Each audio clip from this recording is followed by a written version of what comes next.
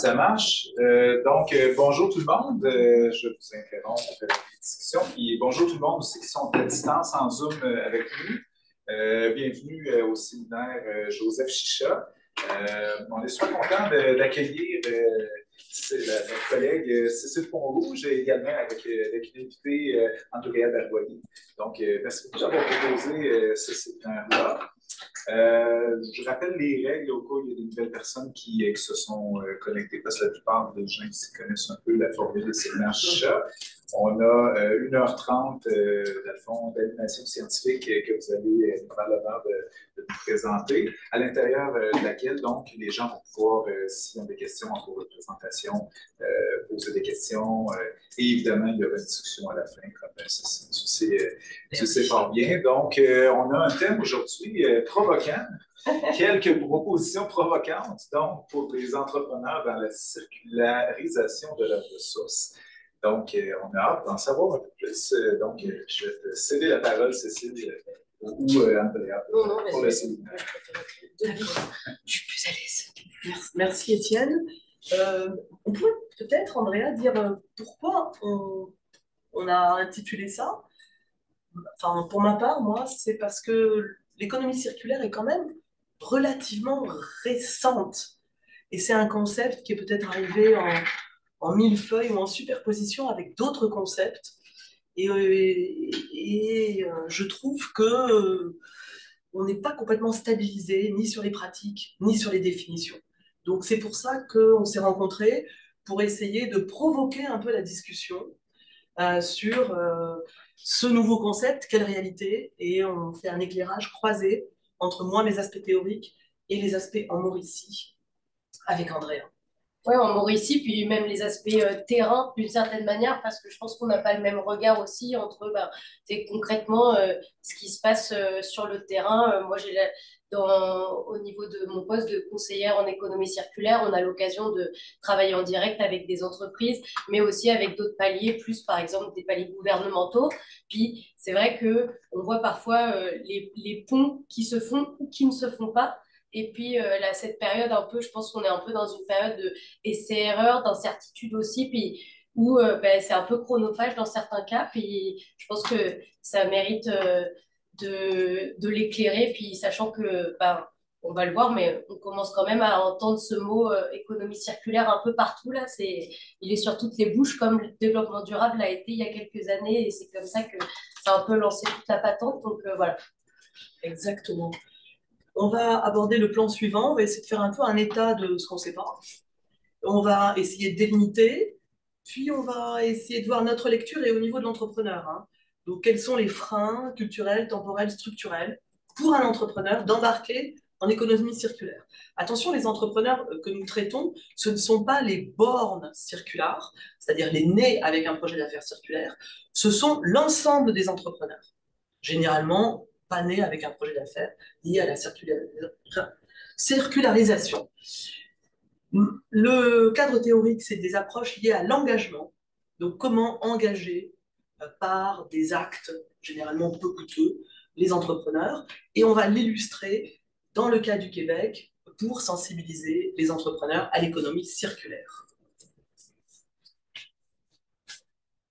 Alors, nous, vas-y, toi. Eh ben, enchantée, donc Andrea Berroyer, je suis conseillère en économie circulaire pour Environnement Mauricie, qui est le conseil régional en environnement de la Mauricie.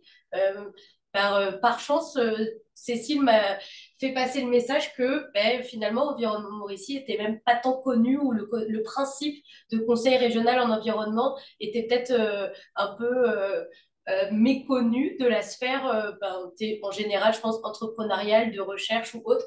Je pourrais passer juste après sur la question, mais enchantée. Merci Andrea. Il y a 12 conseils régionaux au Québec, dont un en Mauricie. Donc moi, je suis professeure, je suis membre de l'Institut de recherche sur les PME et je suis co-titulaire d'un axe, on est 8, qui est un axe optimisation au réseau de recherche en économie circulaire du Québec. Voilà, et je trouve que je m'amuse beaucoup actuellement dans mes classes de MBA, qui ne sont pas forcément des classes dédiées à l'économie circulaire, qui sont des classes liées à l'innovation, à la créativité, à l'entrepreneuriat. Et je propose aux étudiants de prototyper des solutions à des problématiques circulaires qu'ils ont définies. Et on va prototyper cela dans le Fab Lab. Et donc, c'est une manière de sensibiliser extrêmement plus forte. J'essaye de faire des questionnaires avant-après, mais c'est une manière de sensibiliser extrêmement plus forte que de faire un cours magistral d'économie circulaire. Le réseau, donc voilà les 8 autres membres du réseau, et derrière, on regroupe 250 chercheurs. Ici, à l'UQTR, nous avons plusieurs chercheurs, dont François Labelle, ici présent, qui sont membres du réseau. Donc, on a une variété d'universités et aussi une variété de territoires. On essaye d'avoir une représentation territoriale parce que ça a été un peu critiqué, ça aussi, hein, dans les propos provocants. Économie circulaire, Montréal. Bah, ouais et non. Et puis un petit mot sur Environnement Mauricie. Donc, Cécile mettait la table. En fait, on fait partie du regroupement national des creux. Donc, il y en a 17 au Québec. Donc, finalement, nous, on s'est renommé Environnement Mauricie. Mais donc, et ça peut être, par exemple, en Outaouais, c'est Credo. Creux pour l'Outaouais. Donc, en fait, chacun a développé son acronyme. Mais donc, on est tous sous ce même regroupement. Donc, notre mandat, c'est vraiment de faire le pont entre le palier gouvernemental et le palier plus entrepreneurial, puis même à un autre niveau, le côté citoyen pour sensibiliser. Donc, puis notre mandat, c'est vraiment conseiller, concerter, effectuer une veille sur les enjeux, par exemple des veilles sur les thématiques textiles, manufacturières, du bois, donc tout ce qui va, ou même pour parler plus concrètement en ce moment sur l'énergie. Et on va mener en parallèle des activités et produire des outils. Pour le cas, par exemple, de l'économie circulaire, on va accompagner autant des cohortes d'entreprises qu'on va accompagner des villes à mettre en place des plans de gestion de matières résiduelles, pour ne citer que cet outil.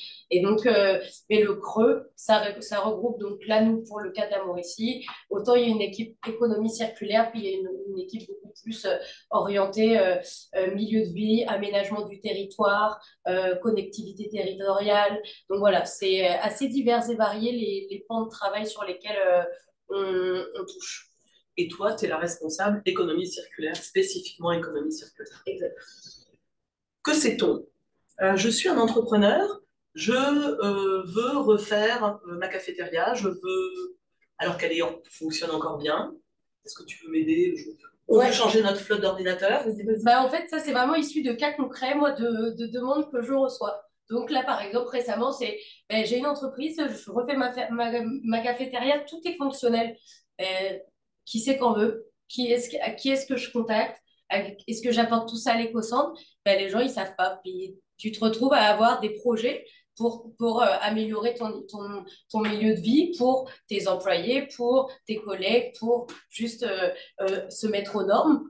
Voilà, tu te retrouves à être là, je veux aller dans une bonne direction, mais je me retrouve avec un enjeu de taille qui fait que je peux même pas passer à l'étape suivante. Pareil pour le côté changement de ma flotte d'ordinateur.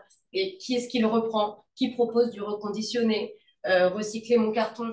En Mauricie, on a la chance d'avoir récupération Mauricie, mais ce n'est pas partout. On n'est pas tous fait égaux. Donc, dans les communautés de pratique dans lesquelles on est membre, on a beaucoup de courriels de maillage. Qui va reprendre cette matière? Donc, par exemple, le carton, qu'est-ce que j'en fais pour faire en sorte d'aller plus loin ou faire en sorte que ça reste pas à l'état de dépense? Puis encore là, très récemment, je recherche de l'huile végétale pour une de mes entreprises qui veut faire des tests. Est-ce que tu as ça, toi? Puis on est rendu entre nous, entre relayeurs, entre creux, on se pose les questions, mais c'est les entreprises auxquelles juste on a accès qui se posent ces questions-là. Donc, c'est vraiment du concret. Donc, quand on est entrepreneur, on est un peu démuni face à ça. On avait les gens de Victoriaville mardi, j'ai vu Fatima apparaître, qui nous racontaient qu'ils ont un projet pilote là-dessus, sur la récupération de flottes d'ordinateurs ou de mobilier, je ne sais plus, un des deux. Et ils montent un projet pilote tellement ça manque. Donc, un entrepreneur, il ne sait pas très bien quoi faire. Au niveau des recherches, il n'y a pas tant que ça des recherches spécifiquement sur les entrepreneurs et l'économie circulaire. J'en ai sorti 3. On essaye parce que c'est des 3 avec des questionnaires, euh, et on essaye de voir, c'est dans des pays différents, Europe, Chine, 2 Europe, 1 Chine, et on essaye de savoir, par des questionnaires, le degré de sensibilisation, donc awareness, le degré de conscientisation et le degré d'implantation des pratiques. Là, on se rend compte que les degrés de conscientisation sont assez forts, mais le passage à la pratique est quand même assez faible.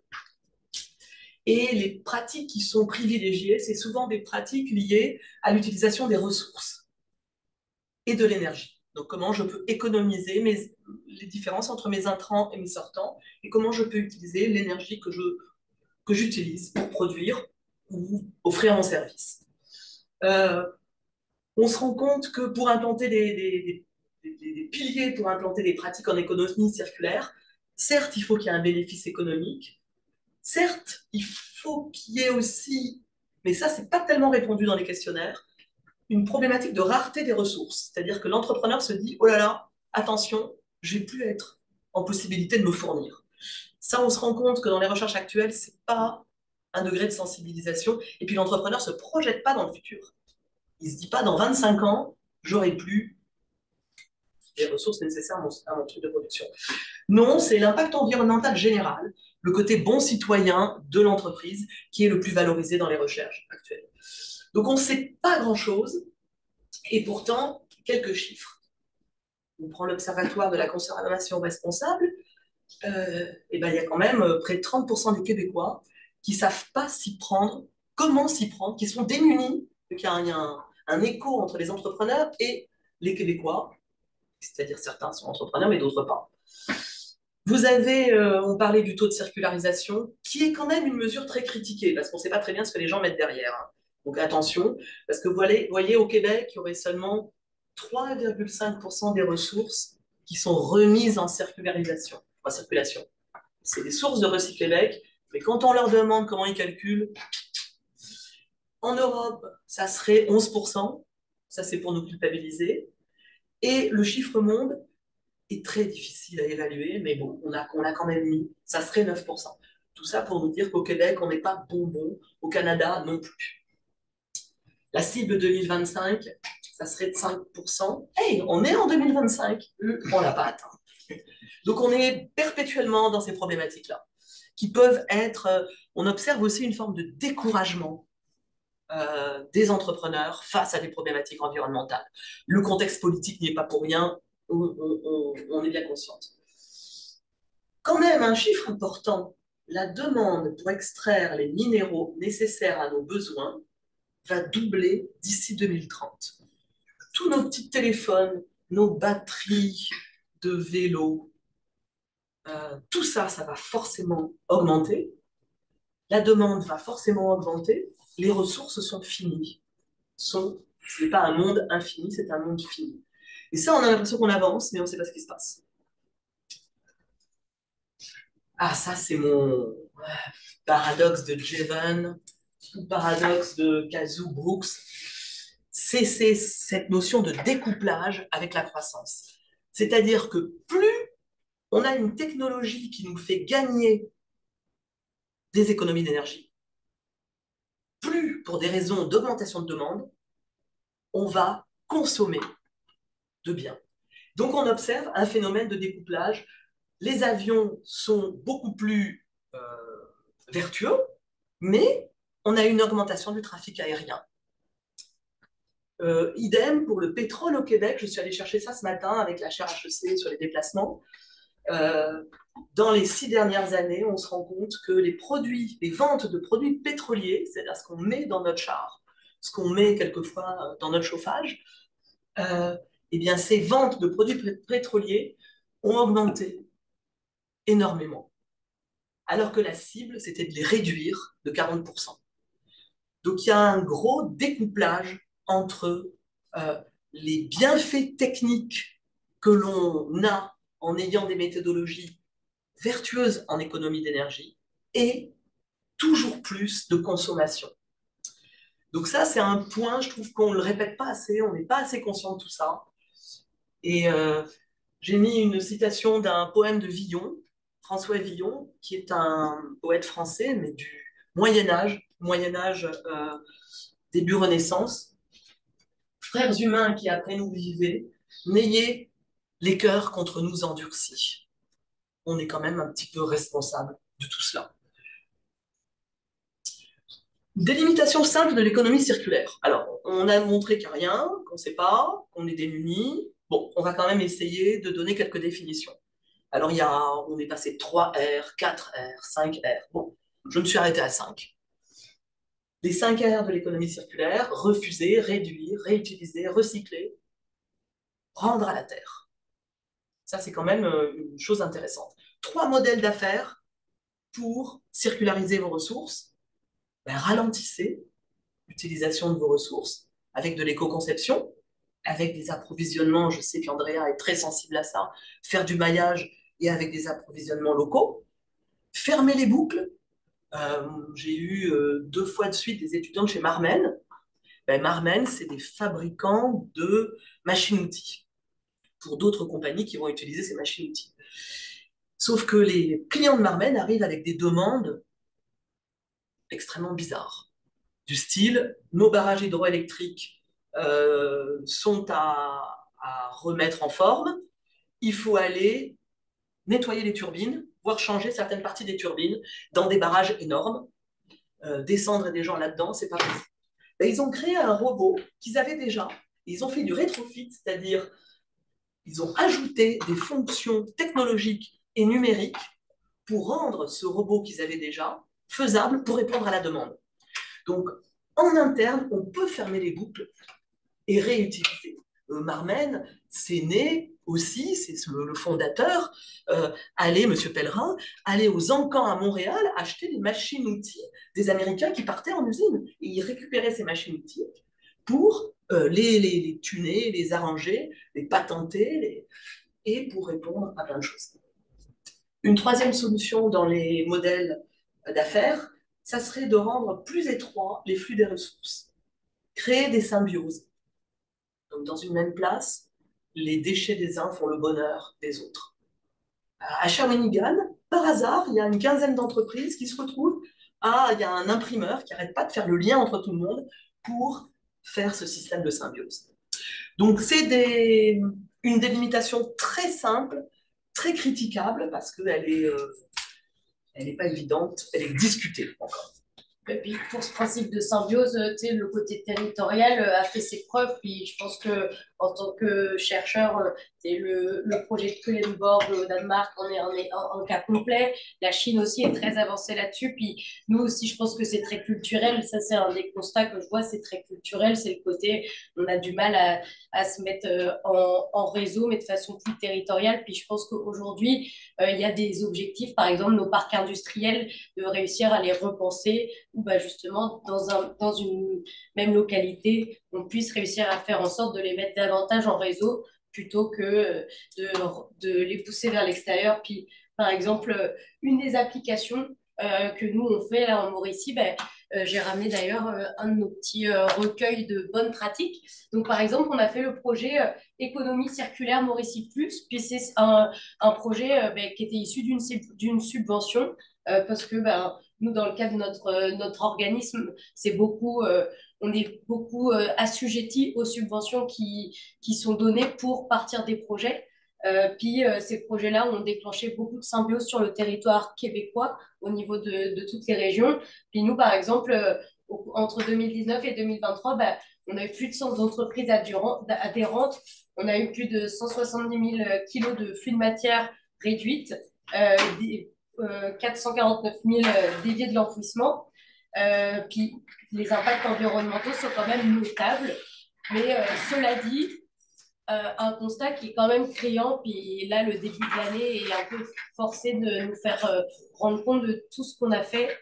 Ben, sur ces plus de 100 entreprises, puis encore là, je ne vous parle même pas des entreprises, ben, c'est qu'on a 66 maillages réalisés c'est incroyable déjà à notre échelle, mais c'est vrai que le constat, c'est que ben, c'est pas facile, ne serait-ce que pour, on l'a dit, l'accessibilité à l'information, faire en sorte que les gens se parlent, de rendre la logistique pratique, simple. ben, c'est difficile, mais à date, les échos qu'on a, c'est qu'on arrive quand même à les pérenniser à un niveau territorial. Puis là, par exemple, on a réussi à faire des maillages où on récupérait du verre pour en faire justement donc de la granulation et pour en faire par exemple de l'usage pour les routes ou à d'autres niveaux, par exemple les huiles végétales. On a fait des projets à des niveaux pilotes pour le transformer en biocarburant. On s'entend, il y a toujours des facteurs d'entrance, des facteurs de conditions de succès, comme je l'appelle, c'est notamment la taille, le volume du gisement. Le volume du gisement, si c'est juste ta petite entreprise du coin qui a tant d'huile végétale, parfois ça va être rendu difficile de l'acter ou de le rendre périn, mais ça fait au moins une première étape pour ensuite réussir à se dire, OK, si toi, tu as cet enjeu-là, ça veut dire que tu n'es pas le seul. Puis là, après, c'est à nous, je pense, de réussir à faire en sorte de mettre à l'échelle d'une certaine manière. Puis notre autre projet du moment qui s'appelle Innovation circulaire, qui est financé par Développement économique Canada, et c'est assez exceptionnel. Enfin, c'est un peu en lien avec le projet précédent, mais c'est un peu exceptionnel dans le cadre des CRE, le côté, c'est très orienté entreprise. Puis justement, donc on met en place des cohortes d'entreprises pour faire en sorte de venir stimuler la collaboration, stimuler la recherche de solutions issues d'un enjeu qui est commun. Donc présentement, on a une cohorte en cours sur les tri en chantier, sur les chantiers de construction, rénovation, démolition. Une cohorte sur l'approvisionnement responsable au niveau manufacturier, les plastiques agricoles, la mutualisation d'équipements agroalimentaires et également les résidus brassicoles. On va essayer d'aller chercher des débouchés. Puis, on a également une autre partie de la subvention qui traite de l'analyse des coûts des flux de matière. Donc, c'est un outil qui permet d'identifier des opportunités d'accroissement des bénéfices, mais surtout aussi grâce au constat de ils sont où tes coûts, puis est-ce que vraiment tu connais le coût complet de tes déchets inhérents à ton processus de production. Puis donc, présentement, on peut accompagner 9 entreprises manufacturières sur le territoire de la Mauricie. Puis j'ai mis donc 2 exemples un peu plus concrets, par exemple, là, sur le territoire de Trois-Rivières, histoire de faire en sorte d'engager les entreprises, il y avait sur le territoire donc la recherche d'un équipement à mutualiser, un équipement d'emballage. Puis donc, grâce à un financement, on a réussi à mettre sur place une cohorte où le porteur de projet, c'était le pôle agroalimentaire District Cupel. Puis on a engagé un expert dans l'agroalimentaire, donc le Syntec. Puis on a mis sur place, nous on était plus en charge de mobilisation en collaboration avec District Cupel. Donc on a mobilisé 7 entreprises pour faire en sorte de se dire, OK, vous n'avez pas les finances nécessaires pour chacune acheter votre équipement d'emballage. OK, donc c'est quoi les étapes pour faire en sorte que on réussisse à mutualiser, à trouver un équipement qu'on puisse mutualiser. Alors, à court terme, pas forcément entre les 7, mais à long terme, qu'est-ce qui va devoir changer pour faire en sorte que tout le monde puisse l'utiliser.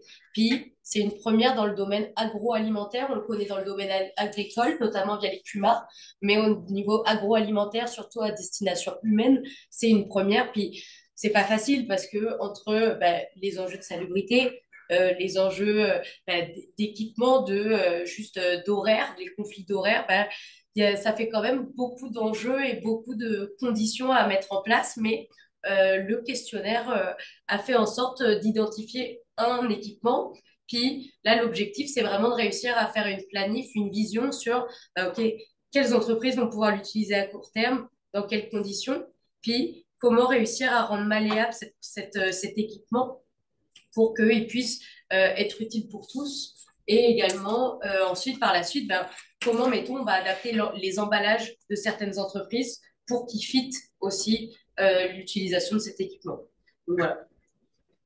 Puis pour rentrer un peu plus dans le concret sur la CFM, donc l'analyse des coûts des flux de matière, c'est un exercice qui vise à calculer donc, le coût complet des déchets, donc encadré par la norme ISO. Donc le coût complet des déchets, comment on le voit, c'est que une entreprise à la fin de l'année, savoir son coût d'enfouissement, savoir ce que son transporteur lui a chargé pour venir chercher ses déchets, donc incluant ben, son coût de location de conteneur, etc.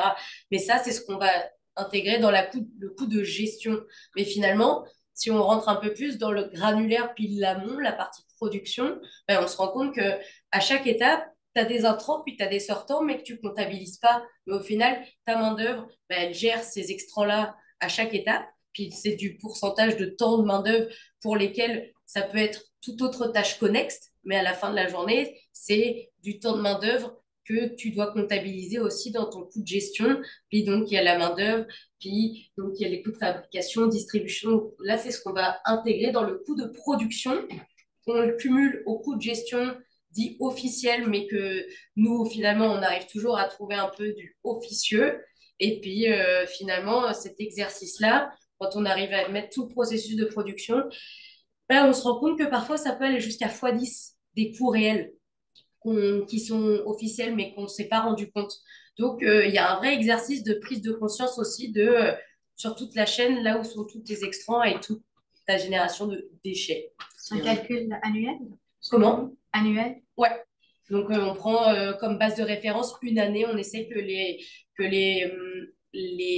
productions, les étapes, elles soient répétitives, que ce ne soit pas juste conjoncturel sur ce mois-ci, par exemple. C'est ce qu'un chercheur appelle des coûts cachés. Ouais.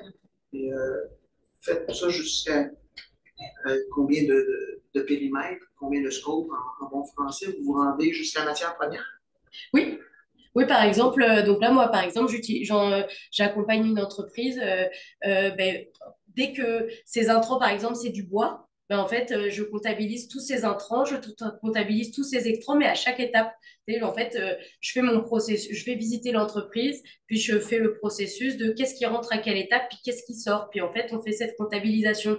Il y a plusieurs types d'ACFM. Il y a des ACFM simplifiés, détaillés, ciblés sur un seul type de matière, mettons le gypse, mettons la génération d'autres types de déchets. Donc en fait, tout dépend le scope de l'entreprise. On a déjà accompagné des entreprises où il y a une matière qui était très problématique, par exemple le verre ou le gypse.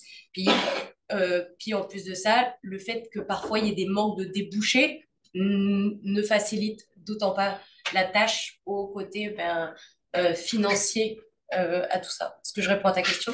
En fait, je veux savoir les déchets de vos fournisseurs, est-ce qu'ils sont comptabilisés dans le cycle? Est-ce que vous vous rendez dans l'analyse?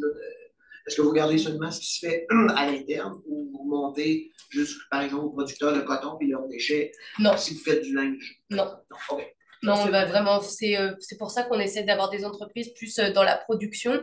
C'est, mettons, tu vas avoir des intrants, puis si tu crées justement, par exemple, un t-shirt, ben, on va aller regarder tous tes achats de coton, etc. Mais je vais pas aller regarder ce que le fournisseur, lui, à sa production de coton, de quoi il s'est départi, par exemple. Mais tu as raison, parce que c'est un risque. Hein, voilà, parce que souvent, les usines de transformation, ce ne sont pas elles qui mettent, par exemple, pour les jeans, ce qui est le plus polluant, c'est le coton et le lavage que les gens font, comment ils s'en débarrassent ensuite. Si vous regardez juste cette partie-là, c'est mieux que. Il faut être conscient de la limite de la méthode. Oui. Moi, j'ai une petite remarque. Tu as dit, je calcule. À quel point ils sont conscients de ce calcul qui est important et il n'est pas inclus dans leur comptabilité, le coût des déchets. Je ne suis pas comptable, mais normalement, c'est eux qui le font. Mais Environnement Mauricie, vous l'aidez à faire ce calcul, mais eux, est-ce qu'ils sont dans leur bilan et tout? Est-ce qu'ils sont provoqués par ce calcul? Je te dirais qu'il y a deux éléments de réponse. On s'entend que sur la chaîne de l'intérêt, l'entreprise, il faut qu'elle ait déjà un petit côté sensibilisation de qu'est-ce que ça me coûte. Puis si elle va regarder à la fin de l'année son coût d'enfouissement ou son tonnage, elle va conscientiser déjà pour nous dire, OK, bah oui, je vais embarquer, puis il y en a d'autres, c'est vraiment juste par valeur. C'est même pas forcément par la carotte du financier, ça va être plus par la question de valeur.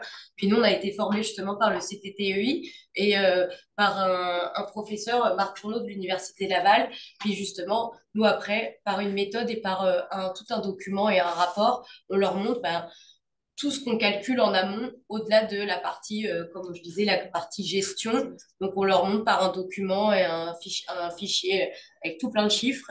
Ben voilà, à cette étape, c'est ça, ton conteneur, il prend telle portion de telle matière, puis c'est ça que ça vaut. Puis voilà, donc il y a toute une méthodologie de calcul pour rendre compte et intelligible. Puis nous, on fait des recommandations sur comment aller améliorer si c'est par exemple juste de l'installation d'autres conteneurs de recyclage qui ne sont pas à disposition.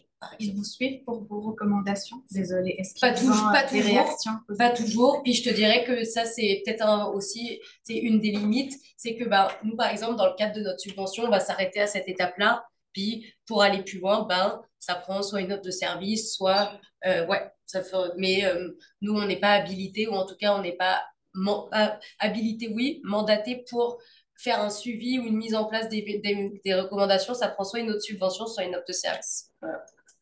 C'est très intéressant que les questions arrivent là-dessus, Mm. parce que c'est une des solutions qu'on donne pour engager. Donc, on va peut-être continuer, mais c'est à noter. Alors, par rapport à l'entrepreneuriat durable, nous, on avait publié sur l'entrepreneuriat durable avec des startups qui faisaient de la réduction de déchets dangereux. Et on s'était rendu compte que les entrepreneurs durables, c'est un peu des bibites particulières. Ils ont un état d'esprit tourné vers l'environnement. Ils ont des offres. Ça, on parle des bornes global, des bornes circulaires, des bornes develop sustain. Ils ont des offres. Ils sont dans des secteurs durables, mais surtout, ils se caractérisent par leur très fort ancrage institutionnel. C'est-à-dire qu'ils veulent faire changer les normes et les pratiques dans les pays, dans les municipalités. Et j'ai mis entre parenthèses la responsabilité élargie producteur qui est arrivée au Québec plus tardivement qu'en Europe. Mais Andrea, tu me contrediras, je crois qu'on est le seul endroit en Amérique du Nord où on a la REP, la responsabilité élargie producteur. C'est-à-dire que quand vous achetez un frigo, vous payez pour la récupération de votre frigo. Et ça, c'est quand même incroyable. Et ça a permis de faire naître plein d'activités de récupérateurs de frigos. Mais en réalité, je trouve qu'il y a un certain flou sur l'économie circulaire. Il y a autant de définitions que d'auteurs. Et puis, c'est un concept, j'allais dire, fourre-tout, ramasse-poussière, c'est-à-dire qu'on ne comprend pas très bien ce que ça veut dire, circulaire. Nos collègues Sondé et Agéry parlent un peu d'un mythe du cercle, la circularité infinie. On ferait des entrants qui se retrouvaient en sortant, qui seraient éjectés tout le temps. Quand on voit le taux de circularisation, on déchante un petit peu. Hein.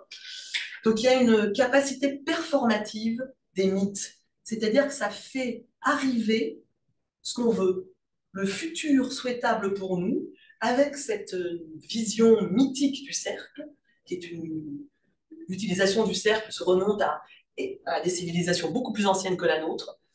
Donc on est en train de penser que l'économie circulaire, qui a été quand même très promue aussi par la Fondation McKinsey, pour le vendre aux entrepreneurs, avec cette idée, mais vous inquiétez pas, vos déchets vont repartir dans le cycle. Ça ne va pas gêner à la croissance, ça repart.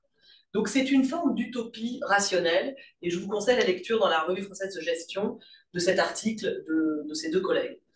Et puis, remontons au 19e, remontons au début du 20e, les déchets, on en avait plein autour de nous, on les utilisait. Remontons peut-être à nos collègues dans certains pays en Afrique, où on récupère tout. Les bougies, les trucs de savon, tout ça, la cendre, ça se récupère. Et on est un peu dans une civilisation hygiéniste de l'entre-deux-guerres et de l'après-deuxième guerre mondiale, où on ne veut pas voir les déchets. On les met loin, on les enfouit, cacher ce déchet que je ne saurais voir. Donc il y a aussi ce tableau qui explique le succès de l'économie circulaire comme concept par rapport au développement durable précédent. Alors vous voyez, ces beaux cercles, là, ça y est, c'est magique, ça marche. Bon. Et pourtant, vas-y à toi. Et pourtant de l'or dans vos déchets, mais pour faire du pouce, ici, plutôt pour nuancer, moi je trouve ici déjà il y a eu un côté gestion des matières résiduelles pour éviter d'employer le mot déchet. Puis je trouve qu'il y a une connotation qui est beaucoup plus matière résiduelle, matière, ça justement, ça met la table sur le côté et pourtant de l'or.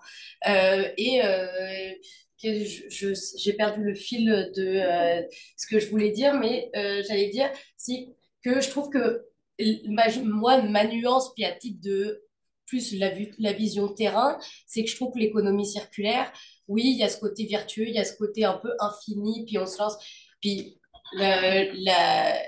le schéma des 12 stratégies en est une preuve, c'est-à-dire que quand on se retrouve face à une entreprise, puis qu'on doit tout lui expliquer, on ne sait même pas par quel bout le prendre. Puis je comprends. Cela dit, par contre, je trouve qu'on est encore dans une société puis qui est ancrée dans le côté création de richesse. Puis je trouve que c'est la porte d'entrée à avoir une vision plus responsable, plus durable, plus durable. Puis je trouve que c'est une porte d'entrée acceptable de collaboration, de repenser cette société sur comment on collabore ensemble, sur le maillage, sur faire en sorte que on revoit nos modèles d'affaires, puis c'est là où je vais juste mettre une petite nuance, mais de ma vue de terrain. Et puis donc, et pourtant, dans vos déchets, c'est une stat que j'ai utilisée à d'autres moments. Donc, c'est malheureusement une stat européenne, mais effectivement, en fait, on ne se rend même pas compte.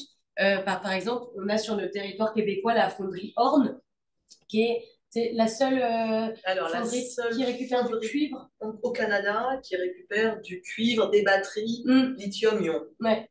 Puis un de mes collègues qui vient de rentrer en poste, là, il vient justement d'Abitibi-Témiscamingue, puis il nous disait c'est incroyable la quantité qui arrive, puis la quantité de travail, puis si on voit juste cette statistique en termes juste de valeur monétaire, puis de tonnes, c'est fou la valeur monétaire juste de nos smartphones et de tout l'électronique. Puis encore là, on n'a pas réussi à trouver une manière plus responsable.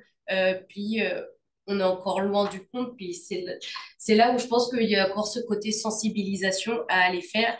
Puis j'ai mis l'exemple de Bellemare parce que je trouve que malgré certaines nouvelles, je trouve qu'il y a quand même une volonté dans le côté, le verre aussi est une matière qui vaut de l'argent si on parle d'un côté financier parce que c'est aussi l'APA est un critère d'engagement, je pense encore aujourd'hui. Puis Bellemare, par exemple, sur notre territoire, fait quand même un beau travail dans le recyclage du verre, puis a essayé d'aller voir plus loin que ce qui se fait présentement. Donc voilà. Et puis également, donc, et pourtant de l'or dans nos déchets, et puis pourtant, ça jasse fort, comme on l'a mis en introduction. Toute l'économie circulaire, on en entend beaucoup parler au niveau institutionnel, au niveau gouvernemental. Il y a beaucoup de mise en pratique de webinaires, puis sur des thématiques sectorielles. On parle de textile, on parle du minier, on parle de la construction, on parle de mobilité. On parle d'éolien, puis là, par exemple, il y a même maintenant donc, des prix pour récompenser les entrepreneurs qui mettent la main à la pâte, puis qui participent à cet élan. Puis je trouve qu'il y a quand même une stimulation qui est intéressante. On s'entend, tout ça fait écho au côté, par quel bout on prend. Quand on parle de mobilité durable, effectivement, c'est peut-être pas ce qu'on va dire directement aux entrepreneurs, et pourtant, avoir une flotte plus durable ou promouvoir le covoiturage dans ton entreprise, c'est déjà ça. Une partie de la solution, c'est pas forcément dans ton modèle d'affaires, mais c'est une partie de ta solution. Mais encore là, ça prend d'aller avoir la petite réflexion de c'est par quel bout est-ce que je peux le prendre à mon échelle, puis c'est de le prendre petit bout par petit bout. Oui, vas-y. Je suppose que vous allez peut-être en parler, mais l'économie circulaire, à mon sens, doit être intégrée dans une réflexion plus englobante de développement durable. Et les deux exemples que vous avez donnés, entre autres Bellemare, à la fois ils sont très innovants en économie circulaire, mais répondent-ils aux critères de développement durable si, en transformant la matière, ils nuisent à la biodiversité? Il y a des paradoxes dans tout cela. Je ne sais pas s'il y a un cadre plus englobant Non. que tu présentes plus loin. On est vraiment très économie circulaire. Et Mais on ne peut pas prendre... tu veux encore plus nous déprimer. Parce que l'économie circulaire, c'est un moyen de favoriser le développement durable. Si ce n'est pas ça, ça devient un outil essentiellement économique. Alors pour moi, il faut que l'économie circulaire s'inscrive dans une logique de responsabilité sociale ou de développement durable et est un moyen. Il doit être évalué en fonction des impacts sur les autres aspects, comme les aspects sociaux et les aspects environnementaux qu'il provoque. Alors, on est bien d'accord que l'objectif, les ODD. Mais je voudrais que vous notiez là le lab construction. Est-ce que c'est une communauté de pratique qui a commencé il y a un exemple en Gaspésie, il fallait détruire tout un grand restaurant. Et au lieu de mettre tout au vidange, il y a eu une proposition du lab, donc de la communauté de pratique localisée en Gaspésie, des entrepreneurs, des villes, des citoyens, qui se sont mis à dire on va tout démanteler, on va faire des journées portes ouvertes, et les gens vont venir se servir sur le chantier. Et ben on est arrivé à récupérer quasiment tout ce qu'on allait mettre au vidange. Donc c'est un exemple. Alors je voudrais que vous gardiez cet exemple parce que c'est notre propos, ça. Vous gardez aussi l'exemple des prix, vous regardez aussi l'exemple des bourses. Et on arrive dans notre propos. Avant d'arriver dans notre propos, on rappelle les freins.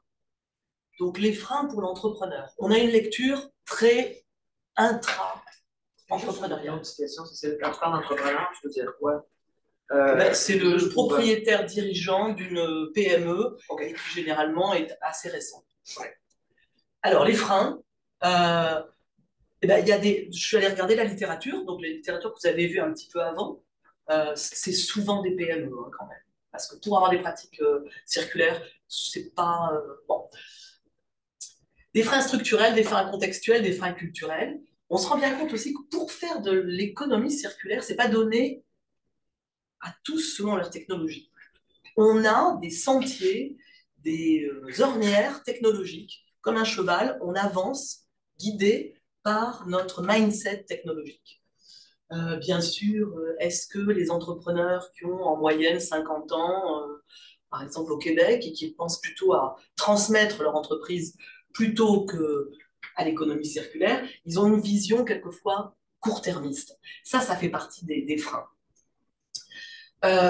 Les structures organisationnelles actuelles, dans les questionnaires, il est demandé est-ce que vous avez fait une structure spécifique. Certains ont fait des structures spécifiques, mais on se rend compte que les structures spécifiques à l'économie circulaire, c'est des structures transverses. Et donc, c'est bridé par les structures organisationnelles existantes. Il y a des freins contextuels. Bien sûr, si vous me modifiez le prix de la tonne en enfouissement, parce que là, actuellement, ça ne coûte rien, tu sais, on devait en parler. Le prix de la tonne en enfouissement, moi, je vais enfouir, si le prix de la tonne est multiplié par 10, je vous jure que ça va changer le contexte. Il y a aussi des aspects contextuels avec des groupes de pression. On parlait de Belmar. Belmar, il y a des groupes d'utilisateurs du territoire autour qui ont fait une certaine pression sur Belmar. Vous remarquez que ça, je vous ai cité, et Andrea a aussi fait, la Chine. Chine, ils sont très très bons en économie circulaire, ils sont bien en avance. Sauf qu'en Chine, zéro groupe de pression. C'est un truc qu'on ne connaît pas. Ça existe en Allemagne, ça existe en Europe, mais les groupes de pression dans une économie centralisée et très contextuelle, c'est le parti qui décide, bien sûr. Ouais. Et en Chine, c'est des nouvelles. Oui.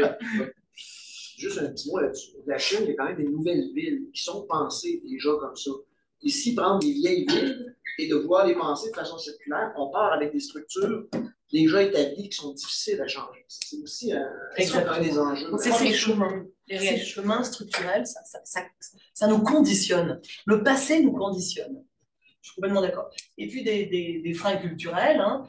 Et là, on se rend compte qu'il faut quand même une impulsion forte de l'entrepreneur, des équipes, mais souvent quand même de l'équipe entrepreneuriale pour arriver à... Alors, toi, tu l'as mis en frein, l'engagement, c'est marrant. Parce que c'est notre levier, l'engagement. Mais oui, donc moi j'avais plus une version terrain à apporter, déjà par rapport juste à la mobilisation, effectivement les contraintes financières et les manques de ressources, même juste, j'ai beau approcher une entreprise en leur disant j'ai une subvention, juste le principe de se dire oh là là, ça prend combien de temps là de remplir une subvention, déjà là, ils se reculent.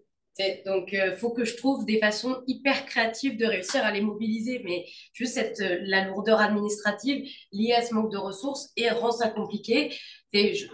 Cécile l'a dit, priorité, intérêt. Effectivement, si on prend le contexte actuel, on pourrait pourtant lier le côté des structures tarifaires en ce moment, de tout le contexte, puis réussir à trouver un levier pour dire c'est le moment de se serrer les coudes, puis de faire en sorte de... Oui, mais en tant que tel, là tout de suite, il y a un côté urgence qui fait que notre capacité d'action, elle est quand même un degré plus lente par rapport à au besoin de réagir, ce qui fait que, au final, parfois, on a un peu du mal à ne pas manquer cette priorité ou cet intérêt. Manque de temps et de main-d'œuvre, évidemment. Trouver les bons relayeurs. Moi, je trouve qu'à notre niveau, en tant que creux, officiellement, on n'est pas un intervenant en direct avec les entreprises. Les entreprises, officiellement, elles ne nous connaissent pas. C'est les instituts de recherche qui nous connaissent, c'est les chambres de commerce qui vont nous connaître. Donc, trouver les relayeurs, puis trouver les relayeurs qui vont être sensibilisés aussi. C'est-à-dire que les caisses des jardins de ce monde, si elles ne sont pas conscientes qu'il faut changer, qu'il faut prêcher la bonne parole, comment veux-tu que ton entrepreneur qui a tous ces enjeux financiers, de ressources, etc., soit conscient qu'il faut voir plus loin pour changer et qu'il faut repenser. Rien que là, il y a un enjeu même juste au niveau de notre collaboration, juste à un autre niveau. Puis la compréhension des bénéfices, pareil, Cécile avait déjà mis la table, le côté court terme, long terme, ça c'est aussi un côté maturité, mais qui revient à un enjeu de qu'est-ce qui se voit à l'urgence, quoi, la vision d'urgence, la vision court terme, puis aussi le côté recherche de bénéfices initiaux qui sont des besoins, puis l'engagement. Je le fais l'engagement, si tu veux. Parce que qu'est-ce que tu entends par engagement, toi? Donc, le côté, c'est dur d'engager les gens, notamment par la simplicité des processus. Puis, donc, c'était pas tout à fait à ce niveau-là. Simplicité des processus, c'est des processus longs. J'ai mis la table tout à l'heure. Faire un maillage entre deux entreprises, c'est pas juste, j'arrive avec, j'ai 3 palettes de bois. Tu peux me trouver quelqu'un? Faut les faire, les appels. Faut les trouver. Ah ouais, mais le transport, qui c'est qui s'en occupe? Qui c'est qui paye? C'est pas facile. Puis on s'entend qu'une entreprise toute seule, je comprends. Puis en plus, si on parle juste au niveau PME, là, je parle même pas du niveau grandes entreprises, je me concentre sur les PME. Je comprends, c'est pas facile. Les compréhensions des impacts des changements climatiques, oui, ils sont sensibilisés, mais encore là, je suis pas sûre qu'il y ait une sensibilisation à mon échelle, c'est quoi mon impact territorial, local. Je suis pas sûre qu'il y ait encore cette compréhension-là, la difficulté d'approvisionnement et de logistique, puis parfois même les incitatifs consommateurs qui peuvent être manquants.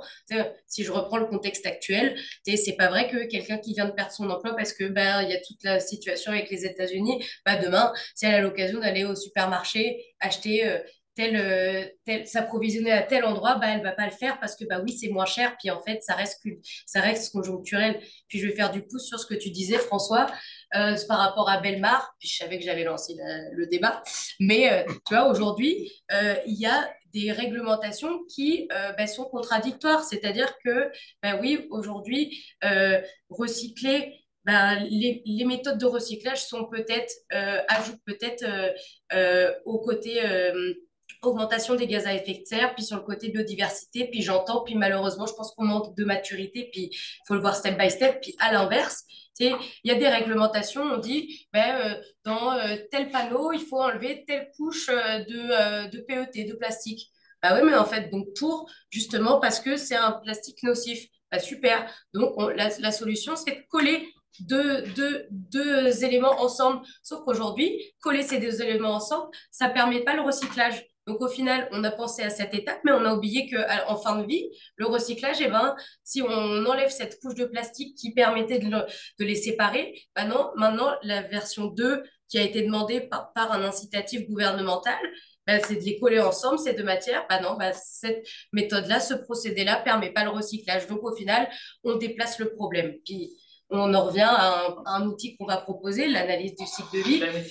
Bon, alors. Mais bon, Donc nous, face à cette espèce d'impuissance des entrepreneurs, face à des injonctions contradictoires, le gouvernement nous propose quelque chose, puis on se rend compte que ça nuit au recyclage, on a une thématique de recherche. C'est une thématique, c'est un choix.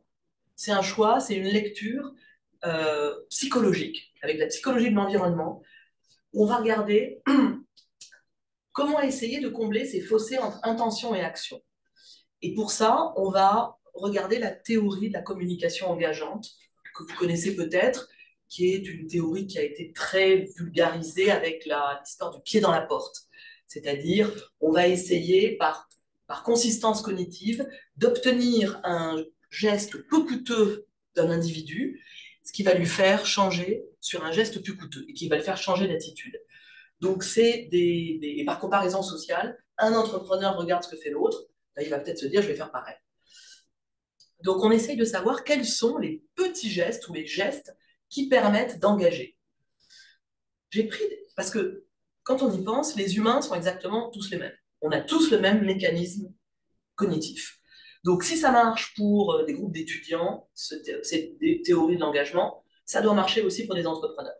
Alors, il y a eu beaucoup de recherches en psychologie sociale et en psychologie environnementale.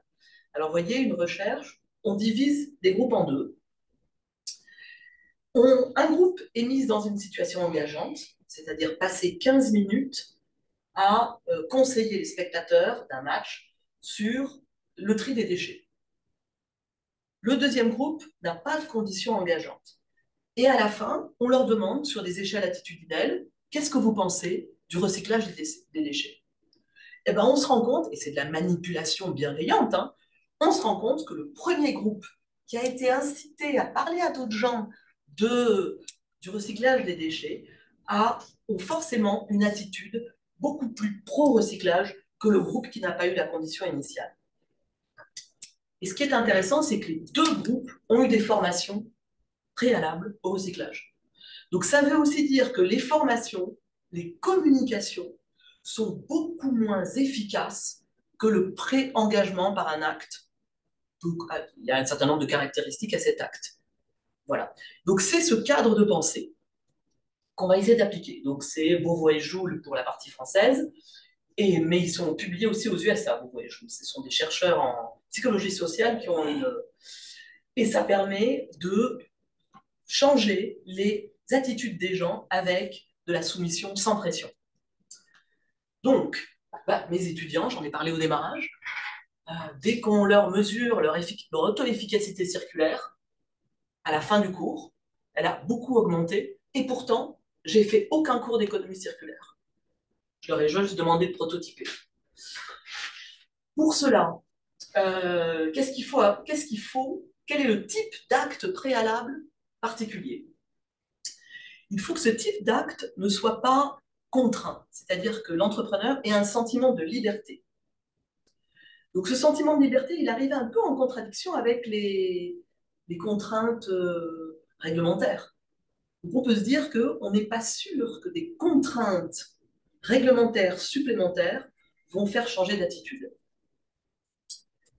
Deuxième caractéristique, donc je dois être libre, me sentir libre m'engager dans une analyse en cycle de vie, puisque c'est ça l'exemple. Il faut que l'acte soit peu coûteux, psychologiquement. Pas que financièrement, mais psychologiquement. M'engager dans une AFCM, analyse en fonction de c'est quoi? Analyse coût des flux de matière. Coût des flux de matière. C'est pas très coûteux actuellement, puisque c'est Andrea qui fait tout. C'est ça hein, aussi. C'est subventionné. Et c'est subventionné. Voilà. Il faut que ça soit aussi réalisé en public, c'est-à-dire qu'à un moment donné, je ne sais pas si vous le tenez en compte, mais il faut valoriser telle entreprise a fait une analyse de coût flux matière et elle en est très très contente et on les met, c'est les fameux modèles, c'est l'apprentissage vicariant, on va valoriser l'entrepreneur publiquement dans des remises de prix par ça. Et bien ça, si ces conditions, il y en a peut-être une autre que je n'ai pas mise, c'est l'irrévocabilité de l'acte, c'est-à-dire qu'on ne peut pas revenir en arrière. Si ces 4 conditions sont prises en compte, c'est les conditions classiques en psychologie environnementale, on peut penser qu'il y aura un changement d'attitude de l'entrepreneur. Donc c'est la théorie des petits pas, d'une bouchée à la fois. Tu voulais parler d'un projet pilote, toi? Je crois que c'est après. Ok.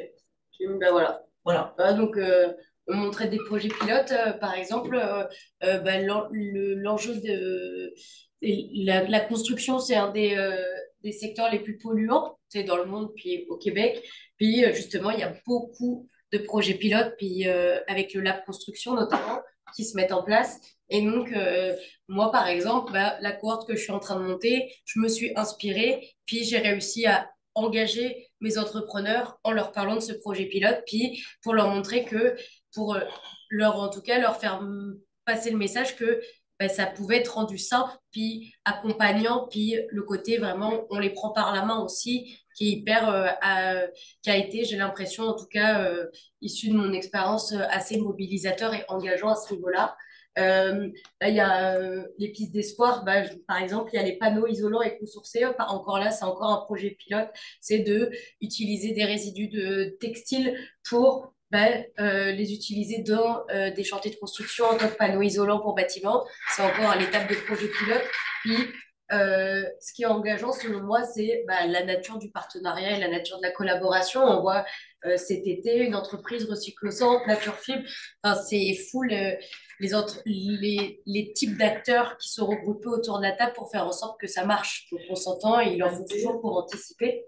Maltais, on a une banque, on n'a pas une banque, une plateforme d'études de cas sur des PMO. Donc, vous tapez plateforme études de cas PMO UQTR. Vous tombez en accès libre sur des mini-cas pédagogiques qui peuvent être utilisés, appropriés par tous. Andrea, tu ne m'avais pas dit, mais tu parles de l'entreprise Maltais. Ben, moi aussi, je parle de l'entreprise Maltais. Et mes étudiants font des études de cas sur ces entreprises-là. Donc, c'est une plateforme, vous pouvez cliquer dessus, c'est accessible à tous. Je vois l'heure qui tourne. Puis pour moi, je trouve que les acteurs, c'est hyper important. Puis ça, c'est vraiment mon ressenti issu du terrain, c'est que la collaboration, dans notre cas, puis le côté circulaire, je le vois aussi, on se donne tous la main, puis on collabore tous ensemble. Puis moi, par exemple, en tant que Creux, on est membre de Synergie Québec, puis c'est le réseau de toutes les symbioses industrielles du Québec. Donc, la plupart des territoires, hormis la Gaspésie et l'Abitibi, ont une symbiose qui permet justement de faire en sorte de mailler les entreprises entre elles avec les matières. J'ai mis pour le Mauricie, l'environnement Mauricie, par exemple les CAE, pour n'en citer qu'un, mais également, je trouve que tous les comités sectoriels, la PCHQ pour la construction, CSMO pour le textile, l'ECPAR pour l'approvisionnement responsable, plus dans un côté donneur d'ordre manufacturier, je trouve ça hyper important, toutes les fédérations de chambres de commerce, puis également, j'ai mis toute la partie recherche, parce que, par exemple, moi, l'Institut des PME, avant aujourd'hui, je ne connaissais pas. Enfin, avant Cécile, je ne connaissais pas. Puis, je me rends compte à être face à des gens qui traitent d'économie circulaire, entre autres, puis de développement durable, puis dans leur recherche, mais auxquels je n'étais pas familière. Puis, je trouve que c'est un manque à gagner pour réussir à justement combler ce passage à l'action, parce que vous allez nous alimenter pour un côté plus terrain aussi. Voilà. Exactement. Alors, donc, les phénomènes d'engagement, on les a observés au Québec sur 3 points. L'existence de communautés de pratique. Donc, vous vous souvenez, on a cité le Lab Construction en Gaspésie. Ça, c'est l'exemple d'une communauté de pratique. Donc, participer pour un entrepreneur à une communauté de pratique, c'est pas super engageant. Mais ça te permet, on ne sait jamais, c'est comme au poker, il faut payer un petit peu pour voir, mais pas trop. On essaye. La participation à des prix. Andrea nous a présenté plusieurs valorisations d'entrepreneurs. Il existe beaucoup de prix. Et moi, je me dis, je suis un entrepreneur, je suis arrivé pour mon concept technologique. Je reçois un prix. Puis je vois à côté quelqu'un qui est sur la scène, qui a gagné un prix pour de l'économie circulaire, qui me paraît extrêmement simpliste. Je me dis, l'année prochaine, c'est moi qui suis sur le stage, je veux gagner ce prix-là. Donc c'est cette idée de manipulation bienveillante par l'image. et par l'exemple. Troisième type d'application concrète, après les communautés de pratiques, les participations à des prix, concours, récompenses, c'est ce que nous a présenté Andrea avec la CFM, des outils et méthodes. Nous, on prototype à la forge, c'est aussi le prototypage d'une solution concrète, c'est l'application des outils, de méthodes de conception innovantes appliquées à l'économie circulaire. Et alors j'ai une question, et alors on va en finir là-dessus. Shop à réparer, on organise, enfin non, surtout l'environnement Mauricie, organise pour, ça fait la 6e ou 7e édition, des shops à réparer. On va en parler après, mais c'est concrètement une manière de faire changer aussi les gens d'attitude par rapport à l'économie circulaire. On arrive avec son petit cossin qui ne marche pas et on essaye de le réparer. On trouve plein de gens qui existent à Trois-Rivières. Moi, ma machine à laver, la vaisselle, elle ne marchait plus. J'ai trouvé un réparateur qui est venu. C'est extraordinaire. Elle toffe, elle continue. Que pensez-vous des feuilles de route? Les feuilles de route, il y a la feuille de route des villes, il y a la feuille de route, des feuilles de route régionales, municipales, québécoises. Donc ça, on a des collègues chercheurs, dont Emmanuel qui travaille là-dessus, beaucoup de gens qui travaillent là-dessus.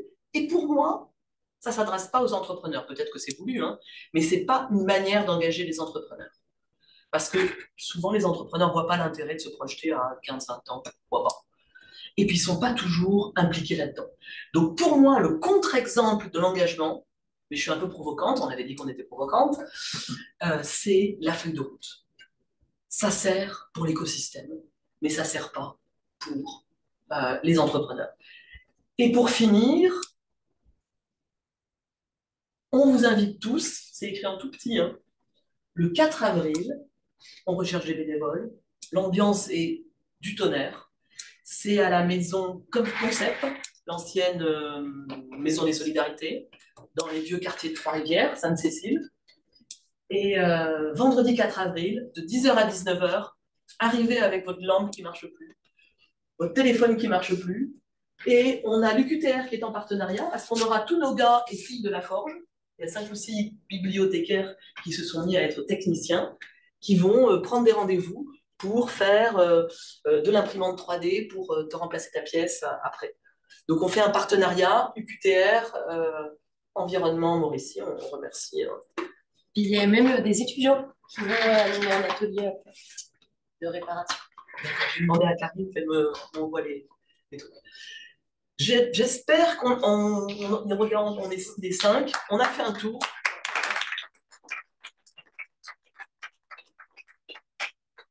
Et on écoute vos questions. Merci beaucoup. En tout cas, merci beaucoup, Cécile, Cambouge et Andrea. C'était très intéressant, en tout cas, comme d'habitude, le séminaire Joseph Chichna nous apprend beaucoup de choses. Je me souviens, un petit commentaire, un séminaire que j'ai suivi, j'étais encore en Biélorussie, pendant que j'ai postulé pour venir au DIA. Mais Cécile a toujours quand même des sujets provocants, comme ça, avec la décolonisation des mentalités. Là, aujourd'hui, on est des provocants. Donc, c'est toujours des sujets qui provoquent la curiosité. Alors, en fait, une petite anecdote. En fait, l'économie circulaire, c'est tout tel que vous le développez, vous présentez la chose tellement intéressante. C'est comme disait Antoine Lavoisier, rien ne se crée, rien ne se perd, tout se transforme. Et on le voit, ce qui est vrai, ces sujets très intéressants, c'est comme ce qu'on a vu aussi hier, ça va dans le même sens. Donc, l'économie circulaire nous amène au développement durable. Et c'est comme ce qu'on a vu aussi hier avec l'intervenant d'hier. Et ce que moi j'ai vu en Kazakhstan, c'est pratiquement c'est la même chose en Inde. Vous avez donné un exemple où, par exemple, les exploitants des noix de coco, qui sont des grandes plantations en Inde, avant, les enveloppes là, extérieures des noix de coco qu'on appelle les pulpes, les bourgs, là, c'était laissé comme ça dans la nature, c'était des des ménages qui ramassaient pour faire le bois de chauffage. Mais avec, je crois, l'interdiction parce que là, c'est avec la pollution, le gouvernement s'est imposé pour dire ces objets-là, on ne doit pas les laisser dans la nature, ça doit servir à autre chose. Parce que pour les exploitants, là, fabriquer seulement avec le noix de coco, ils fabriquent du lait qui est exporté dans beaucoup de pays. Mais là, actuellement, l'Inde utilise les écorces, là, donc la bourre, comme matériel pour la fabrication de gouttes. Actuellement, le noix de coco, nous avons donc cette partie, l'enveloppe extérieure là, qui a des fibres. On utilise cela maintenant pour des constructions de routes. On fabrique une matière pour ça. Donc, ce qui est vrai, l'économie circulaire, moi, je me souviens, une autre anecdote, mon oncle, dans les années 50, quand ils étaient étudiants, c'était à l'internat, quand ils rentraient chez eux au village, il y avait des gens des fermiers qui avaient des bananiers, qui prenaient des bananes, qui vendaient, mais qui jetaient les feuilles des bananiers qui ne sont pas des légumes, les gens ne mangent pas. Mais quand c'est sec, les gens utilisaient au village comme des mousses. À l'époque, nous sommes dans les années 60. Mousse, comme matelas, c'est-à-dire on ramasse ces feuilles-là, on le met dans un vêtement et on dort là-dessus. C'est un matelas. Alors que les fermiers a jeté. Et ceux qui vont utiliser les matelas du bananier, à un certain moment, ils disent, bon, ça ne répond plus aux besoins, on jette, mais c'est un autre fermier qui récupère pour enfouir peut-être pour ses orangers. Donc, vraiment, l'économie circulaire nous aide beaucoup, ça nous amène vraiment au développement. Moi, j'avais juste deux petites questions. Vous avez parlé des calculs des déchets qui sont faits. Donc, j'aimerais savoir, c'est pour quelle finalité ces calculs-là? Et la deuxième question, c'est par rapport aux j'ai entendu parler des entrepreneurs qui sont le moteur justement de l'économie circulaire. Mais qu'en est-il des consommateurs? Mais là, j'ai vu que vous appelez pour amener nos torches. On attendait à avoir beaucoup de choses. Nous avons beaucoup de choses perdues, nous allons venir. Mais si là, vraiment, on inclut les consommateurs dans l'économie circulaire, je crois que ça serait plus intéressant parce que c'est plus aussi les consommateurs qui gardent aussi beaucoup de déchets chez eux à la maison. Je ne sais pas si c'est... Pour répondre à ta première question sur la CFM, l'objectif, c'est de réduire tes dépenses liées à tes déchets, mais aussi, surtout, d'un point de vue plus environnemental, pour plus moi de mon bord, en tout cas, c'est d'accompagner les entreprises à conscientiser la gestion de leurs déchets, puis de leur offrir des recommandations et des pistes de solutions. C'est-à-dire que si on se rend compte qu'à l'étape de fabrication, ben, tu as 1 tonne de matière extrante, ben, peut-être qu'à un moment donné, il faut repenser ta méthode de fabrication pour réduire tes pertes à ce niveau-là. Et là, rendu là, ça passe à une partie optimisation de procédés qui peuvent faire partie des recommandations, entre autres. Ou si c'est plus à l'étape de, par exemple, tu n'as pas les bonnes installations au niveau du recyclage. Ça peut être aussi juste ça. Donc là, je te recommande de mettre tel bac, tel conteneur à disposition pour que tu puisses améliorer ton tri et donc que tout n'aille pas à l'enfouissement et qu'il y ait un meilleur tri. Donc en fait... Donc c'est un incitatif pour qu'ils adhèrent à l'économie circulaire. Ouais, exact. Et pour la partie consommateur, de toute façon, je pense qu'on est tous consommateurs, on est tous citoyens avant même de représenter ne serait-ce que quelconque casquette d'entreprise. Donc, effectivement, je pense que tout part de là. Et à partir du moment où on est conscientisé en tant que citoyen, ça pousse. Puis, tes exemples ont mis la table. Je pense que même aujourd'hui, il y a plein d'entreprises qui ne sont même pas conscientes qu'elles font de l'économie circulaire. Puis peut-être que ça partirait de là. Puis je serais curieuse de voir les recherches, ce qu'elles donnent. Si on allait faire le tour de toutes nos petites entreprises, la conscientisation de... Je suis sûre que des gestes d'économie circulaire, ils en ont. C'est juste qu'il faut les passer à une mise en échelle, plus de production, puis plus là de ce qu'on va aujourd'hui, dans le commun des mortels, appeler création de richesse, parce que bah, c'est de ça qu'on parle, puis présentement, c'est le nerf de la guerre pour nos entreprises. Bien Mais que tu ne sois pas d'accord. bien que je ne sois pas d'accord. Merci beaucoup. Il y a des questions. Oui, Saint-Pierre. José Saint-Pierre qui est après monsieur. Oui, bonjour tout le monde. Merci beaucoup pour cette belle présentation. Je trouve ça vraiment stimulant de voir ce qui est pas fait, ce qui reste à faire, ce qu'on peut faire. Ma question irait dans ce dernier volet-là. Qu'est-ce qu'on peut faire? Cécile, tu as parlé de notre banque, de la plateforme d'études de cas pour les étudiants. Puis moi, c'est un point qu'on a déjà discuté ensemble, tu t'en souviens? À partir du moment où on veut sensibiliser, parce qu'il y a une étape quand même qui est derrière tout ça. Euh, bon, quand on dit que les entrepreneurs sont peut-être pas sensibilisés, moi, je suis un peu plus sensible au fait que les entrepreneurs ont certainement beaucoup d'autres choses dans leur calendrier très, très urgentes à faire.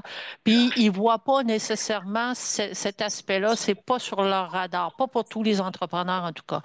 Et les études de cas qui sont faites, elles devraient, à mon avis, si on parle de sensibilisation, on parle de gestes simples, de gestes peu coûteux. La première chose qui va sensibiliser un entrepreneur, ça va être un autre entrepreneur. Alors, est-ce qu'il n'y a pas moyen d'exploiter, et pour moi, je vais peut-être aussi parler de l'écosystème de la circularité. Peut-être, est-ce qu'il n'y a pas moyen justement d'employer, d'utiliser les cas mais pas uniquement à la formation des étudiants, mais aussi pour projeter aux autres, faire un volet entrepreneur. Il y en a des études de cas ou des cas, pas des études de cas, des témoignages d'entrepreneurs, comment ils ont fait, qu'est-ce qu'ils ont fait, c'est quoi la démarche. Puis, je ne sais pas, vous avez présenté quelque chose, c'est des petits gestes à faire, ça, je pense, hein? C'est le recueil de bonnes pratiques, tu vois. Ça, par exemple, c'est que des entreprises en Mauricie qui ont Ouais. agi. Puis, tu sais, par exemple, nous, c'est dans notre cas, c'est sur le site web d'Environnement Mauricie. Mais Oui. effectivement, c'est Ben, comme mais mon point, c'est plus d'aller vers du concret avec des vidéos, avec des visites d'entreprise, avec des témoignages auprès des entrepreneurs. Parce que quand on présente un truc final, on n'a pas nécessairement toute la démarche et tout ce qui a été compliqué derrière. Et je voudrais revenir sur, je pense entre autres, la personne qui l'a dit tantôt, ça concerne tout le monde, l'économie circulaire. Quand vous présentez le cheminement justement du produit, là, de l'intrant jusqu'à la sortie, il y a plusieurs compétences ou connaissances qui sont requises pour passer de l'un à l'autre. Et est-ce que vous avez parlé de comment vous intervenez auprès des entreprises, mais est-ce qu'il n'y aurait pas lieu de créer cet écosystème-là en impliquant les universités, en impliquant les étudiants de maîtrise ou de baccalauréat qui ont des stages à faire pour aller dans les entreprises puis les aider à passer, à mieux comprendre qu'est-ce qui se passe dans leur entreprise? Je ne pense pas qu'ils le voient. Donc, au niveau des déchets, par exemple, qu'est-ce qui se passe et comment ils peuvent aller plus loin?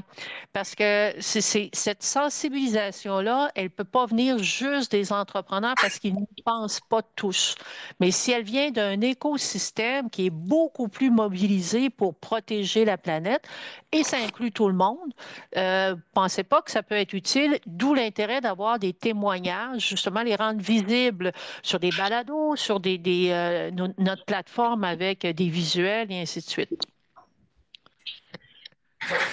Je crois que c'est un appel à l'action pour arriver avec vous, peut-être, et l'université, essayer de faire davantage de liens.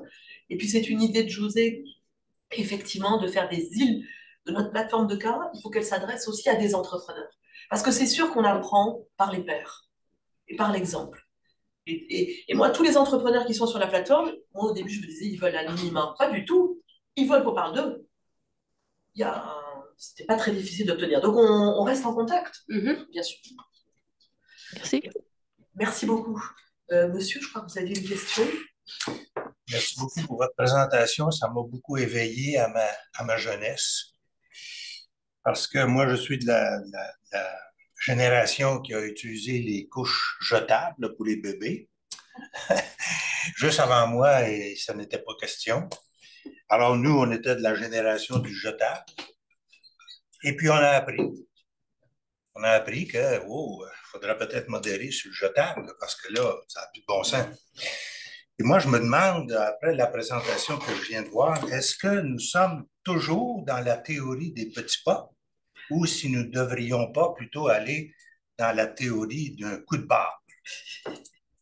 Parce que moi, je ne suis pas sûr que Bellemare, je vais l'encenser, et je connais très bien la famille Bellemare. C'est bien ce qu'ils font, mais ils sont dans la théorie des petits pas. Ils ne sont pas dans la théorie du coup de barre pour sauver la planète. Loin de là. C'est pour ça que je me demande, moi, au niveau universitaire, devrions-nous condamner la théorie des petits pas pour aller plutôt vers la théorie des coups de barre? Du coup de barre, il faut faire un coup de barre. C'est ma question. Merci. C'est une proposition provocante. Oui, Exactement. Merci beaucoup, c'est très bien. J'étais ici pour ça parce que j'ai été appelé par le titre de votre présentation. Est-ce qu'on a été provocant? Proposition provocante. Je me suis dit, aïe, c'est beau ça. Parce que moi, je connais ça un peu, là. Je connais ça un peu, le jetable. Et puis, j'ai tombé dans la récupération par la suite. Puis, je peux vous confesser que mes enfants, ils sont dans le jetable. Mes enfants. Et vous avez des petits-enfants? Oui, oui. Aussi. Je ne sais pas ce qu'ils vont être. Je ne sais pas. J'espère qu'ils vont dire, grand-papa, t'es un pollueur. Tu sais, c'est ça que je veux qu'ils me disent. T'es un pollueur, puis tu pollues encore. Mais oui. Hmm? Merci beaucoup. Moi, je voudrais savoir si on n'est pas rendu à la théorie du coup de barre. Exemple, comment se fait-il que moi, je récupère chez Bellemare les verres, que je tire dans un trou, puis je l'entends fracasser puis briser, alors qu'on n'a pas pensé à dire, on va y avoir rien qu'un format pour telle chose, telle chose, telle chose. Plutôt que d'avoir 25 000 formats, on va en avoir, mettons, 2, là, 3, puis on va récupérer. Hein? Dans le temps, on récupérait les bouteilles de lait. Bon, moi, je n'ai pas inventé ça, là. C'est pas une idée, c'est rien qu'un effort. Puis là, je le sais là, que les entrepreneurs, parce que moi, si j'en étais un, ça serait pour devenir millionnaire, pas pauvre, millionnaire. Parce que j'en connais qui sont devenus des entrepreneurs, puis ils avaient un but, c'est d'être millionnaire. Il n'y avait pas un but de récupération ou de sauver la planète. Ils voulaient faire de l'argent. Il faut que ça paye. Alors, quand c'est des déchets, hey, loin de moi, et moi, je suis dans le jetable. Mes enfants sont dans le jetable. On est encore là. Mais vous n'êtes pas très optimiste. Oui. Vas-y. J'allais juste, puis je pense que là, il y a la dichotomie de, soit aller réussir à aller chercher, avec la carotte financière de, tu peux devenir millionnaire en faisant quelque chose de bon pour la planète, puis c'est possible. Puis, des gens qui changent leur modèle d'affaires, puis qui ont des volontés, voilà, c'est juste que ça prend un peu de réflexion, ça prend un peu d'effort. Bah oui, effectivement, c'est pas business as usual. Mais il y a aussi l'autre grosse partie de non, en fait, juste, je vais pas me rendre là, puis je suis pas là, puis encore là, moi, je viens d'un background marketing à la base, et ça, en fait, on apprend aujourd'hui, notre société, elle est pas suffisamment mature, puis il faut savoir réussir à, là, tu viens de me parler d'un éléphant, puis là, j'ai juste envie de prendre la queue, parce que sinon, en fait, je vais me décourager. Donc, je vais juste réussir à me dire, ok, déjà, si j'arrive à aller chercher les gens qui ont un tant soit peu d'intérêt, au moins, moi, j'économise mes efforts parce que moi aussi, j'ai mon temps, entre guillemets, il est précieux. Puis, comment je vais réussir à les attraper eux? Puis les autres, écoute, si ces gens-là qui ont réussi à devenir millionnaires grâce à des bonnes pratiques, donc par la preuve, on arrive à les embarquer, tant mieux, au moins, c'est des efforts que j'aurais pas mis. Mais en tout cas, c'est en travaillant fort avec ceux-là que j'aurais réussi à attirer les autres. Mais si vous permettez, Andrea, je voudrais aussi dire à monsieur que effectivement, ce que vous poursuivez avec Cécile, c'est extrêmement fabuleux. C'est ça qui viendra corriger ce que les entrepreneurs faisaient hier. C'est plus pas seulement les entrepreneurs, même les consommateurs. C'est plus des choses à jeter. Mais aujourd'hui, l'économie circulaire nous interpelle tous que non, ce n'est pas vraiment ça qu'il faut faire. C'est pourquoi les calculs, par exemple, bon, on vient faire voir à un entrepreneur que, ben voilà, ce que vous produisez comme déchets, vous avez la possibilité de récupérer ces déchets-là autrement. Et même ici à l'université, parfois, on passe dans le couloir, on voit des gens qui ont mis, c'est pas moi, le matériel de bureau, de fourniture, qui veulent que les autres récupèrent. Mais tout le monde passe, ils viennent seulement acheter le meuble neuf, disons, de table, de chaise neuf, alors qu'à l'université, il y en a sur le couloir, on peut récupérer, utiliser. Et ce que Cécile Font-Rouge et Andrea font, c'est exactement bien, c'est pour nous interpeller, et nous les consommateurs, et les entrepreneurs, pour qu'ils ne soient pas, comme les exemples que vous disiez, quelqu'un qui a une voiture, un entrepreneur qui a un gros véhicule, des pneus qu'il a, dès que le pneu ne marche pas, il le jette. Alors qu'avec l'économie circulaire, peut-être quelqu'un d'autre peut réutiliser ces mêmes pneus. Donc, c'est pour pallier, c'est pour corriger ces erreurs-là de jeter tout. Même les éponges que moi, je vois, là, les gens qui utilisent des mousses, et puis une année seulement, ils mettent de côté l'éponge. Pourquoi? Et on doit peut-être interpeller tout le monde. Vous avez acheté des mousses, et puis après 6 mois, on voit ça dehors. Est-ce que José Saint-Pierre, vous avez encore, je vois qu'il y a Émile, je pense, et José Saint-Pierre, vous avez encore une question? Oui. Peut-être, parce que je voudrais revenir sur ce que le monsieur a dit tout à l'heure, qu'il faudrait un coup de barre. Moi, je pense que oui, ça prend un coup de barre, mais ça prend aussi des petits pas parce que le coup de barre, il ne convaincra pas tout le monde.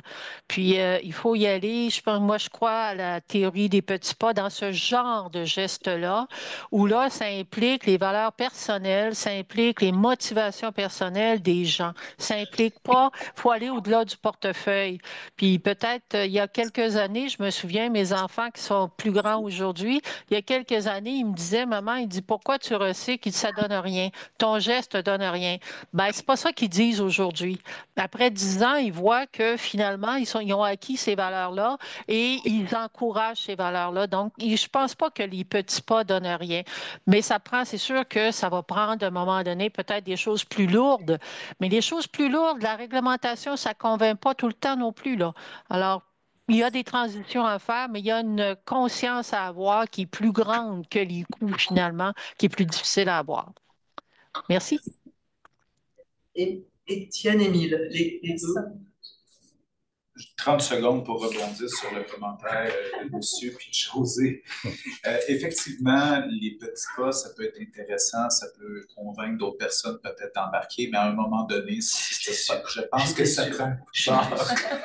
Les gens le déclin de fumer au Québec est arrivé quand la loi a obligé les gens à arrêter de fumer dans les restaurants, dans les lieux publics, puis à passer à être un espace assez loin des portes.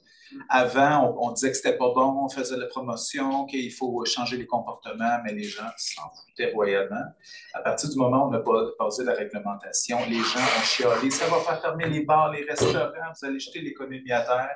Ça n'est jamais arrivé. Maintenant, juste le simple fait de fumer, ça devient quasiment... ouais, c'est ça, ça devient quelque chose de très, très néfaste, ou en tout cas perçu comme étant négatif. Alors, quand tu parlais que ça prend un espace de liberté pour changer les attitudes, c'est pas si vrai.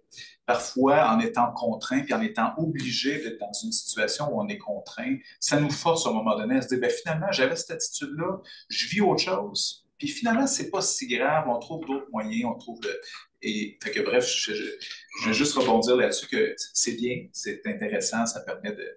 Mais que si on veut faire face aux défis auxquels on fait face comme société, j'ai l'impression que ça prend un petit peu plus que des petits pas, sans rien enlever à tout ce qui est fait, parce que ça les prend aussi. Et puis, par exemple, d'où les REP. Les REP, dans certains cas, par exemple, là, l'élargissement de la consigne collective, sélective, c'est à ce but-là, c'est de conformer. Mais à l'inverse, il y a aussi, présentement, puis on parlait d'injonction tout à l'heure, présentement, les centres de tri ou en tout cas les centres d'enfouissement qui sont payés à la tonne, ah non, en fait, effectivement, ça marche pas. C'est juste, c'est-à-dire que lui, c'est plus il en récupère, plus il s'enrichit. Bah oui, effectivement, son rendu là, On n'y arrivera pas parce que peut-être tu n'envoies pas du tout le bon message. Mais bon, j'espère qu'il y a quelqu'un du gouvernement. Il reste une minute à peine.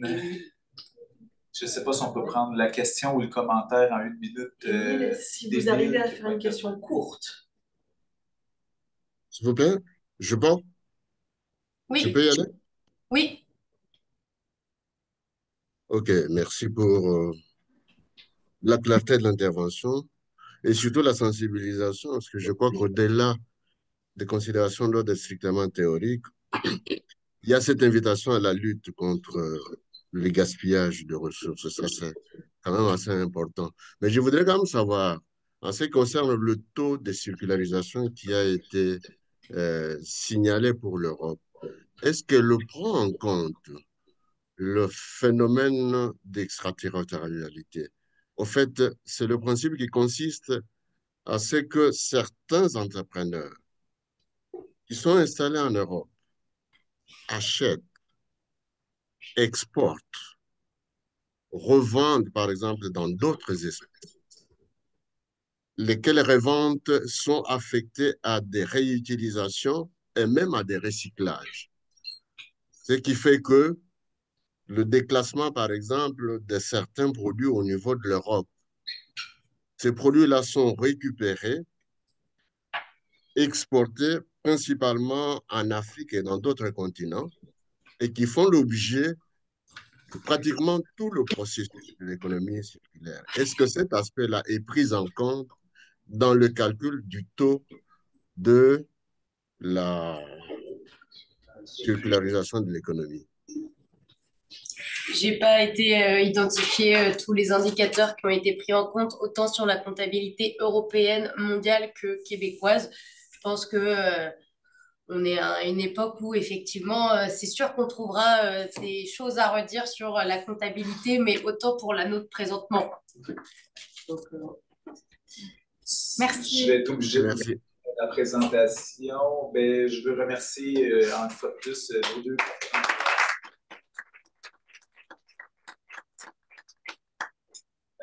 Je vais en profiter aussi pour annoncer notre prochain. En fait, on n'a pas de séminaire à l'horaire, donc les collègues qui sont présents, qui ont le goût de présenter un séminaire, vous êtes les bienvenus. Je vais certainement en présenter un éventuellement dans le reste de la session avec Myriam Cabage sur le projet GUESS, qui est un projet sur l'entrepreneuriat étudiant.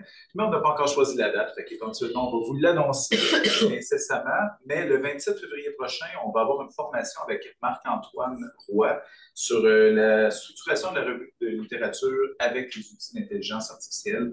Alors, ceux que ça intéresse, notamment les étudiants, mais pas que. Je vous invite à vous inscrire aussi possible pour qu'on puisse réserver et organiser la formation. Alors, merci encore. Merci beaucoup.